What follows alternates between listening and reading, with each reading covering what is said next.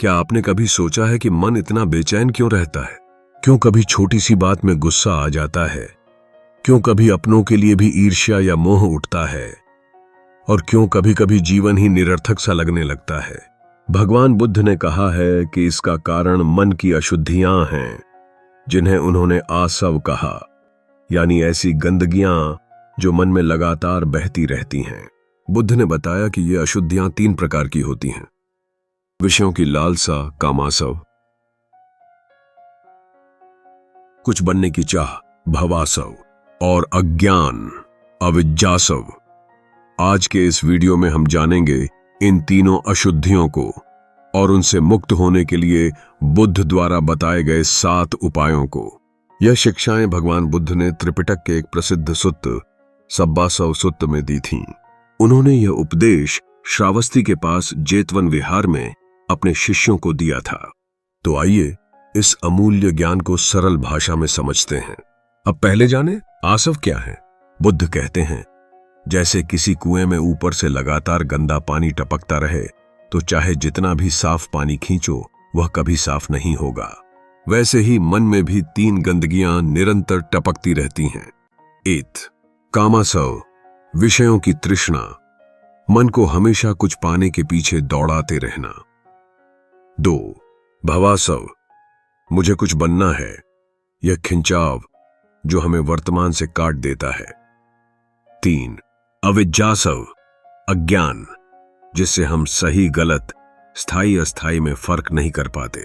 जब तक ये 3 अशुद्धियां बहती रहती हैं, तब तक मन कभी भी सच्चे सुख को नहीं पा सकता। अब जानिए वो 7 उपाय जो इन अशुद्धियों को समाप्त करते हैं। पहला उपाय, देखकर मिटाना। जो व्यक्ति चीजों को जैसा है वैसा देख लेता है, उसका मन तुरंत हल्का हो जाता है। लेकिन जो सोचता रहता है, मैं क्या हूं, आत्मा है या नहीं, वो भ्रम में पड़ जाता है।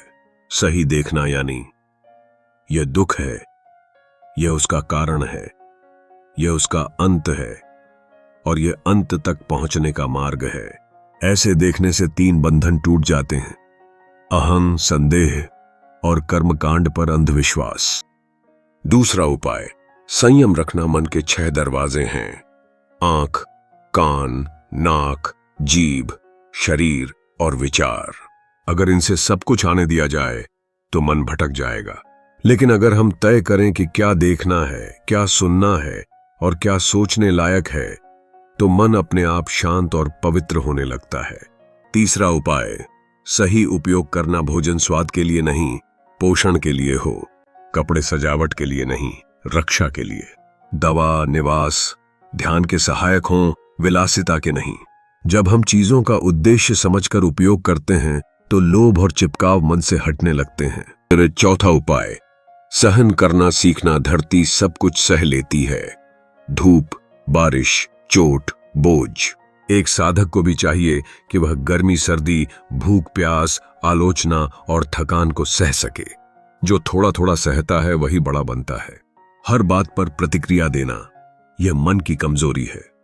5वां उपाय, बचाव करना। कुछ जगहें, कुछ संगत, कुछ आदतें मन को नुकसान देती हैं। बुद्ध कहते हैं, उनसे बचना ही बुद्धिमानी है।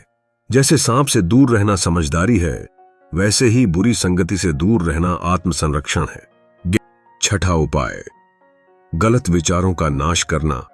वासना, द्वेष, हिंसा जैसे विचार जब मन में उठें तो उन्हें तुरंत पहचानें और वहीं खत्म कर दें।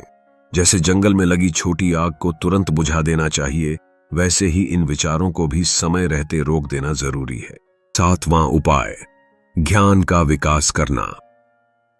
मन को पवित्र करने का गहरा तरीका है बुद्ध के बताए 7 बोध्यांगों को रोज विकसित करना। स्मृति, माइंडफुलनेस, धम्म का विश्लेषण, सच्चा प्रयास, भीतर से आने वाला आनंद, शांति, ध्यान, एकाग्रता, समता। जब ये गुण बढ़ते हैं तो मन इतना निर्मल हो जाता है कि कोई अशुद्धि उसमें टिक नहीं पाती।